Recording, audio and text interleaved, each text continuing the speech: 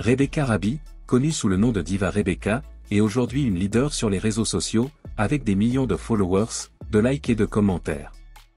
Ce producteur se démarque non seulement par sa grande popularité mais aussi par son caractère unique et fort. Rapprochons-nous de la « grande porte » qu'on ne voit pas.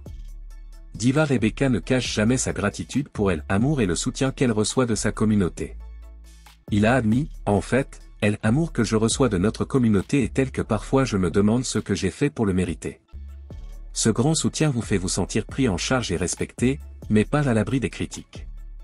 Comme beaucoup de personnes respectées dans la société, il fait face à des propos négatifs, mais il leur parle toujours d'une manière spécifique. À propos des critiques, comme tout le monde, j'en ai, mais pas beaucoup. J'aime répondre aux critiques car cela fait rire ma communauté. Ils aiment quand je réponds. Pour lui, cette conversation est une source de divertissement pour ses abonnés et une manière de montrer son caractère. Rebecca se décrit comme patiente et gentille. Je suis très patiente, j'ai le cœur sur la main, j'aime les gens mais j'aime aussi être seul. Il a admis qu'il était propriétaire et a quitté la maison sans autorisation. La décision de rester à la maison est en partie liée à son amour de la cuisine, qu'il considère comme sa véritable vocation. Je suis la femme avec qui je devrais être, rire, je veux cuisiner, c'est ma passion. Au contraire, cela suscite certaines inquiétudes face aux dures réalités du monde. Je n'aime pas et je ne suis pas à l'aise avec la tristesse du monde. Vous choisissez de vous concentrer sur les aspects positifs de votre vie et de votre carrière. Concernant sa personnalité, la diva Rebecca n'hésite pas à admettre son principal défaut, sa grande gueule. Ma plus grosse erreur est peut-être ma grande gueule. Je parle sans confiance et je remets les gens à leur place rapidement. Une manière directe et indirecte de vous exprimer est une partie importante de votre beauté et de votre réussite. Vos abonnés semblent apprécier son éloquence et sa capacité à défendre vigoureusement ses opinions. Jouer est plus qu'un simple passe-temps pour Diva Rebecca, c'est un vrai travail. Oui, je gagne grâce aux réseaux sociaux. Influencer est un travail comme un autre, et parfois épuisant. Vous choisissez soigneusement les marques avec lesquelles vous travaillez, en étroite collaboration avec votre représentant.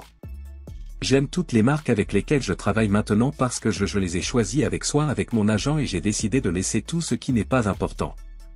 Cette rigueur dans la sélection de leurs partenaires démontre leur connaissance et leur volonté de maintenir l'intégrité de leur propre marque. Enfin, la diva Rebecca sait que tout le monde n'est pas censé la suivre. Vous n'êtes pas obligé de me suivre complètement, rire. Cependant, vous vous considérez comme une source d'espoir pour vos abonnés. Si je dois m'expliquer, je suis un promoteur d'espoir, si vous ne croyez pas en la vie. Suis-moi. Comme pas mal d'influenceurs répond souvent ses détracteurs à travers ses posts et pour plus de détails on va écouter ses propos.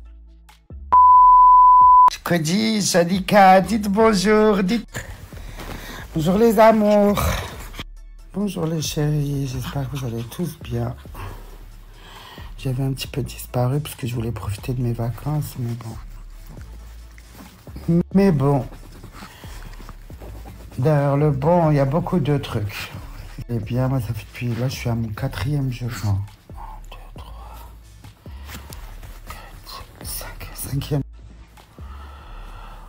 Pour faire un tour rond. Hop. Regardez, là, c'est la chambre. Allez, viens, mon fils. Là, la chambre, elle est comme ça. C'est joli. Regardez. Elle est trop belle ici. Que je ne bois pas. C'est comme ça. Et voilà. Et je suis dans cet hôtel-là. Je vais vous montrer la vue. On est le matin. C'est pas encore blindé. Voilà, voilà. Je suis à Monaco. Et puis voilà, mes chéris. C'était juste pour vous montrer un peu où j'étais, qu'est-ce que je suis en train de faire.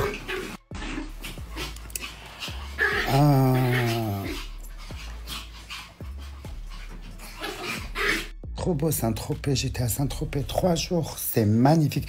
C'est ancien, j'ai aimé les vibes qu'il y a à Saint-Tropez. Je rentre et je suis pressée de rentrer chez moi. Voilà, il y a des gens comme je sais pas, il y a des gens comme moi. Des gens qui, pour eux, les vacances, c'est être à la maison. Vous avez vu, la vie, elle est trop bizarre. Elle est vraiment bizarre, la vie. Hein. Tu peux passer d'une situation à une autre. Et je suis très reconnaissante. À Dieu, aux gens. Il y a 6 ans, j'avais rien. Rien.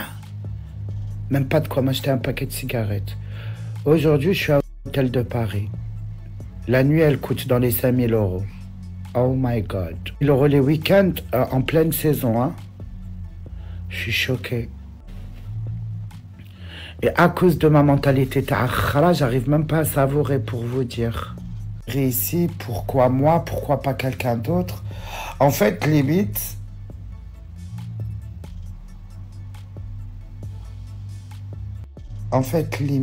je trouve pas le mot, mais il est dans mon cœur, il est dans ma tête. Je me dis que je mérite pas tout ça. Attendez, en plus de ça, dans cet hôtel de Paris, en fait, c'est un défilé de mode. C'est la tradition. Qui est la plus belle? Vous voyez ce que je veux dire? Et moi, je suis là, la batata, avec la maman, elle défile dans l'hôtel. J'en peux plus. Oh. On a l'habitude dans notre campagne. Voilà, je parlais de Cannes. C'est beau, Monaco. En fait, je culpabilise pour pas être hypocrite. Je sais pas. En fait, j'arrive pas à mettre une définition sur ce ressenti. Tu vois ce que je veux dire? À chaque fois que j'ai quelque chose de nouveau, je me dis... à chaque fois qu'il m'arrive un truc bien, en fait, on m'a dit que ça s'appelait le syndrome de l'imposteur. Voilà. Attendez, je reviens tout de suite. Par exemple, je vais te dire un truc. Hier, t'as vu, hier, c'était l'ouverture des JO, c'est comme ça qu'on le dit. On m'a offert ça à l'hôtel. Tout le monde était content. Tu vois, en fait, voilà. On m'a offert ça. Et là, tout le monde était content à l'hôtel. J'étais contente de voir Ayana Kamura, comment elle a chanté là, parce que moi je l'aime trop. J'ai pleuré. Je jure, je suis devenue fragile. J'ai pleuré. Et je me suis dit, oh putain, je suis fière d'être française et tout. Et j'ai culpabilisé. Tant de problèmes et tout. En fait, d'en arriver ou culpabiliser ou ne... je sais pas, je voulais être heureux, je voulais cacher ma voix, c'est dégueulasse, voir du racisme et tout. Mais après, en vrai, je suis née là, je suis française, il faut que je sois fière d'être française. Je le suis. Mais de ne pas le cacher, d'avoir... Ça fait depuis 2 mois qu'il m'est arrivé tout ce que vous savez. Et j'ai eu l'opération derrière et j'ai eu beaucoup d'autres trucs. Oh my God. Mais ça, je garde ça pour moi. Et je me dis que là, c'est too much. C'est trop. Après, avec tout ça, tu sais quoi? Hier, j'ai décidé de me dire, Rebecca, arrête de chialer, arrête de faire ta meskina. T'es dans un endroit comme ça, il y a une maman. Les gens, ils crèvent, ils sont au chaud pour regarder le défilé de voitures de luxe. Là, bon, c'est pas encore le moment, mais après, tu vois, il y a ça. Oh, il y a ça. Et les voitures, elles défilent et elles se garent là. Et il y a un monde de dingue malade. Après, je vais comment c'est beau. Pas comme ça. Que de chialer dans son F2 à Paris. L'indépendance, elle te donne la force. Maintenant, on me toque à la porte. Est-ce que vous voulez Est-ce que vous avez besoin de quelque chose, madame? Et ouais. En tous les cas, à Cannes, je vais vous dire où je vais aller. Parce que avant d'être Diva Rebecca, à l'époque, j'étais Rebecca Libanon. Quand j'ai commencé le réseau, j'avais pas une grosse... Mais on s'est connus, mais pas par rapport au réseau. C'était comme ça. 2020, 2021, 2022, 2023, 2020... Depuis 2019, vous comptez les filles, parce que franchement, je sais plus compter. Des hôtels à Cannes, et là, je vais aller chez elle. Comme chaque année, je vais chez elle. C'est à Hôtel Hoche. Je serai là-bas, je vous dirai. Génétique.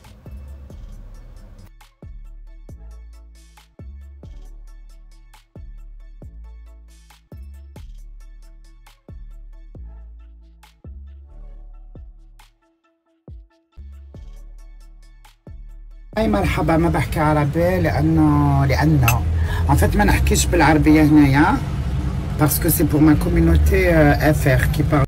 Ma communauté arabe عندهم TikTok. Je vais encore nager un peu. Après, je vais aller prendre une douche, sécher mes cheveux.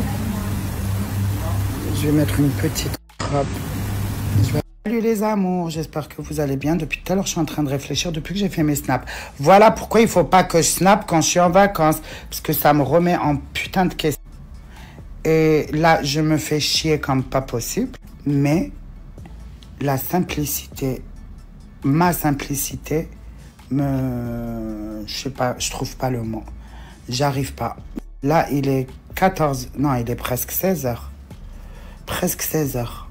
Ma tête, c'est en train de siffler dans mon oreille. Casse-toi, va à sur des clous. C'est bon, je me fais yesh. Et regardez-moi. Et moi, je vais vous dire un truc. J'ai pas ramené 1 gramme de fond de teint avec moi. Et la vérité, mes chéris, c'est pas mon monde. C'est pas pour moi. Rigoler et faire Versace. Ça va chouïa. Et je peux m'acheter mieux qu'elle des trucs. Je peux m'acheter des trucs mieux qu'elle. Wallah, Rabbi shahid aliya. Je peux m'acheter, on le crée sur mon corps. On se tire, on se casse.